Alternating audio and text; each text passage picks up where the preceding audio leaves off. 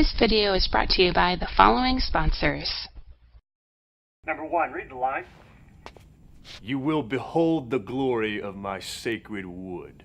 That's not him. Okay. Number 2, read the line. You will behold the glory of my sacred wood. Absolutely not. Okay. Number 3. You will behold the glory of my sacred wood. That's him. Every year, 1 in 5 gamers is accosted by an elf. We're tired of elves. Let's do this. What's up, Lorehounds? It's Cooper here. This is the first video podcast that we're doing. We're here at BlizzCon 2010. It's the end of day 1, so we already found out most of the big announcements. On my left, we got Mortal, Nathan Harris. On my right, the first time you've probably seen his face is Juggynaut, aka Brandon Sato. So, what did you guys think of the opening ceremony? What were your thoughts? I was really hoping for a bigger announcement from Metzen when he was going over the whole... Yeah, you don't ever expect Mike to do anything fancy. Well, yeah. I mean, Mike, he went over the numbers. Yeah, he gives you fancy numbers and just like, hey, look at all these cool things we did. We made so much money this year. What was that one he started where it was like, if you line them all up? Yeah, based on my calculations, if we took every player from WoW and put the max occupancy of Disneyland, it would be booked for 3 months straight. Yeah. It was 3 of them, it was 5. No, it was like, it might have been 5. But it was so stupid. I mean, it was ridiculous. And he's just like sitting there praising the company, but that's kind of... Hey, that's what he does. Thing, yeah. He started the company. Let's not praise him. He can be happy. But, other than that, I mean, the Demon Hunter looked pretty cool. We all thought it was just going to be a hunter. But yeah, they kind of tricked us with that, where it was like Hunter, and then like the tailing end of the video, it said like Demon Hunter, and we're like, oh, that makes it so much different. Yeah, now it's Illidan. Exactly. And the whole cinematic, she's like, or you can be a hunter. Yeah, Hunter, hunted, yeah. It was a pretty cool cinematic though. I mean, they're always really good with their cinematics, so totally. That's not too surprising. But and then the other big announcement was really just the BattleNet, or sorry, the PvP. arena. Yeah, they announced that there's going to be PvP, sort of like Battlegrounds, where I wasn't... Yeah, it's almost like arenas. Yeah, because I kind of glazed over because I don't pay attention to Diablo that much, but it sounded a lot more like arena, and there was a lot of stuff going on, and it sounds like there's going to be 10 on 10 or 5 on 5, but... They didn't really say any numbers, but they said later in actually, I think the first panel, that it's team-based. They're not they're not even trying to make like 1v1, 2v2. Yeah. Because they were saying it's just way too difficult to bother with. Yeah. They also they made an announcement that Cataclysm is going to be downloadable right away. Yeah. People really didn't react to that. I thought that was pretty huge. I think it's big, and the other thing is they're going to switch it over at midnight Pacific, so people on the East Coast it's going to be 3 a.m. for the East Coast. It's well, I mean, in all fairness, what's the difference? That's true. Well, not only that, people stay up till that time anyway. No wife might. I mean, I'm going to take the day off. Probably. Yeah, that's what I'm doing. I'm not going. I've told people if it's, I haven't looked at the calendar now, but I said if it's going to be in the middle of the week, I don't care. I'm taking off school, and I'm from if it's a Tuesday, I'm gone the next week, and the school will see me on Monday. But no one's going to see me until that Monday, but it doesn't really matter where it is currently. It's just that the play styles that people have is that they'll stay up and play anyway. Yeah, they'll bust their way to 85 as soon as possible, which I hate. That was one of the topics we did at one of the other podcasts. If they kind of did what, when Vanilla was released, there wasn't really a raid that you could do. Yeah. So, I mean, people still obviously raced to be the first 60, but then once when you got hit there's nothing for you to do. You just go farm UBRS and LBRS, and, it was like you waited until like everybody was there, and so you actually had to have 40 it. people. Right. For the raid. Yeah. So. I mean, I remember in our server, like 3 or 4 guilds had all of their 60s get together and make a raid just to go in there. Yeah. And like see what's going on, and obviously nothing was killed. Like it was a mess. Yeah. But it was fun. Well, anyway, so did you guys catch the first panel, the Diablo panel, and then No, I don't remember what I was doing. doing. I think I was waltzing around and looking at like the art and stuff like that, and that's pretty interesting. And a lot of them were really decent, and I would be a lot more willing to go and invest the money that a lot of other people are bidding, because I think a lot of them are $1,500. Oh, on the auction? Yeah, I would be more inclined to even think about doing it if it was more the actual original art. Yeah, they're all printed. prints. They're all prints of the digital works. So yeah, it'd be really cool if there was actually like something painted. Yeah, I mean, that would be awesome. They're signed, but it's just a print of something that's. Yeah. How long does it take you to print it? And Exactly. Like, yeah, and so that was interesting. And then I was just walking around and looking at the different panels.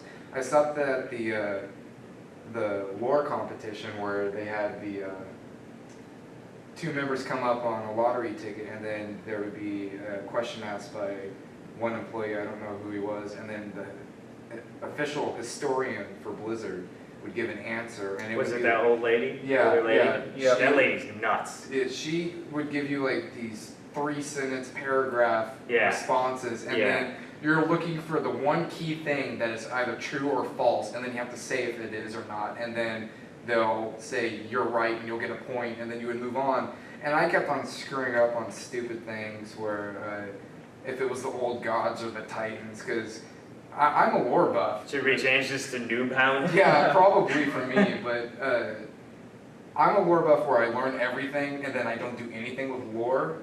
And then I go back to it and I go, oh, that's what I remember that. Yeah, I remember that. And so when they said... There's a lot of lore. Yeah, and so when they finally said, no, you were wrong, I'm like, oh, that's right. And so I shamed... So you shamed us, is what yeah, I did, but it was really fun, and it was definitely interesting to interact with other players, and especially the historian of the company. So it was loads of fun, and apparently there's a lot of that going on this year.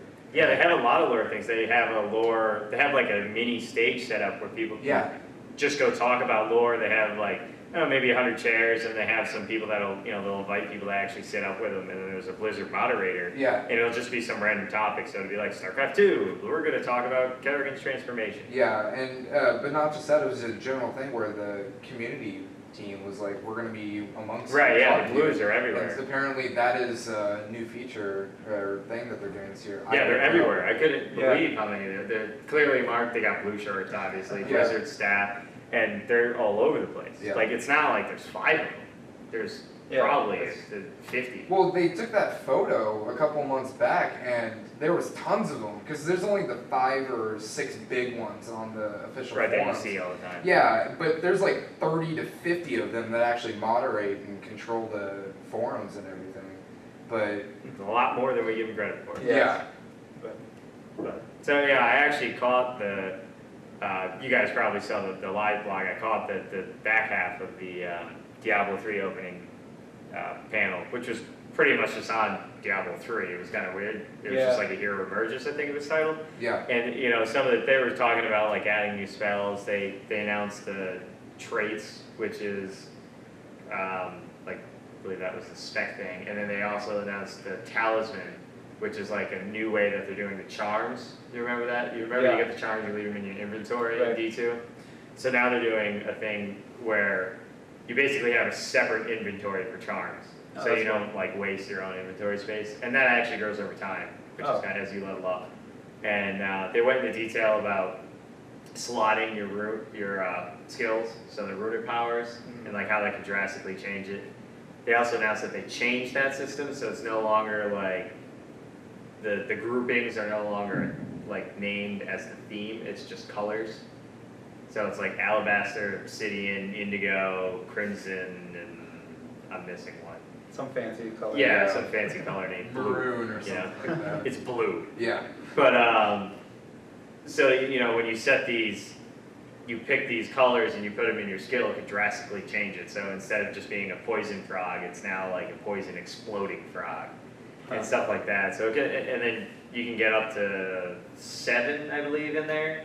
And then like once you hit 7, that skill will be, from shooting 1 projectile to shooting like 9. So it gets like really hectic. And they were saying, really the overarching idea of the whole talk was that it's about character customization. Right. Like that's what they're going for with all these new additions they were announcing. It's changing your character, so we're both playing warriors or something, just any class, but you're playing it completely different than I would. I'm a berserker guy who never stops it's more of attacking. like And you just hit really hard. glyphing and talents with what WoW is currently, where you have multiple options, but you still serve the same function and do the same job, but you. But it's going even further because you're able to choose which spell you want to make a lot different. Yeah. Okay. That. It's like all of a sudden you can backstab with 6 daggers. Or something like I mean they're making it really you can make your character a lot different to the point where they said without factoring in the charms like the talisman setup, there's over 96 billion different customizations you could do for your character. Is that a Mike number or is that? That was a programmer number. I figured that wasn't Mike. Mike Mohr did not say that one. So. But I mean, a lot of those are probably Might not be true. really small, changes. Oh yeah. I have 5 in this, and you have 4, and I have 1 XL. I mean, obviously it's a little, and you'll have your cookie cutter builds that'll end up being the most used and researched and stuff like that. But it's a pretty ridiculous number. Yeah. And they said some other things. So there's supposed to be like 30 skills that you can choose from and stuff. Each of them have 5 to 7 levels and stuff like that. So that's all on the coverage we did for. So you can read more on that if you want to see it. So the next thing, and this is probably the biggest panel. It usually is. It's either this or the class discussion for World of Warcraft. Yeah. So the next one that most of us attended was the raids and dungeons. Yeah. And I was kind of, they did a bit of a repeat. Yeah, a lot of the stuff was there last year. And also, even the concept art and stuff. Yeah, the map of the Rag area, the Ragnaros new. Well, not only that, they kind of just repeated everything they've announced in the last couple of months with the new progressive system. They kind of explained it a little bit better than what they have been doing in all those walls of text that we've been released with.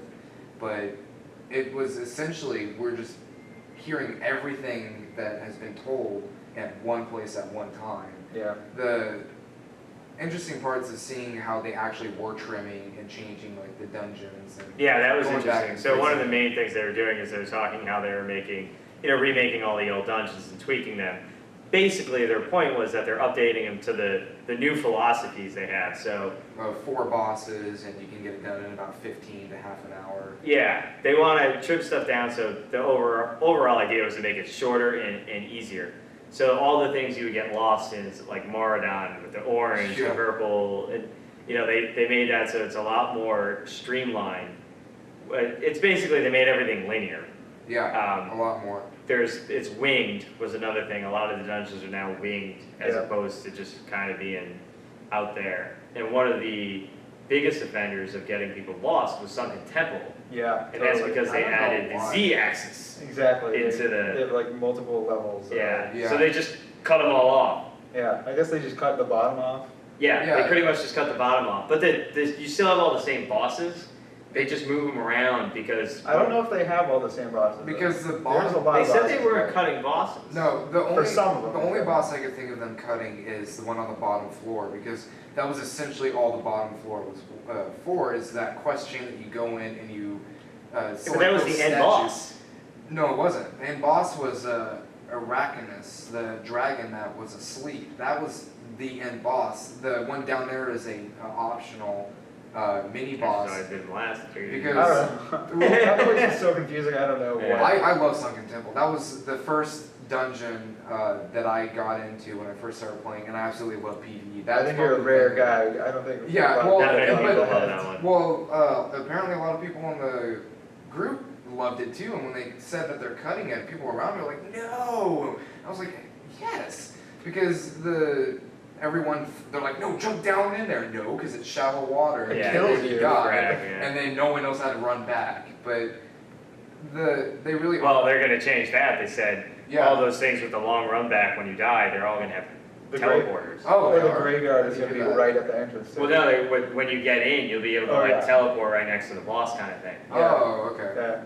I didn't catch that, so that's a plus. Yeah. Well, for the longer dungeons, like the new Shadowfang and the new Dead Mines, they're going to have teleporters. But so they showed us some of that. They showed us the end bosses. I won't mention specific names so you don't get spoiled. But nothing unusual really there.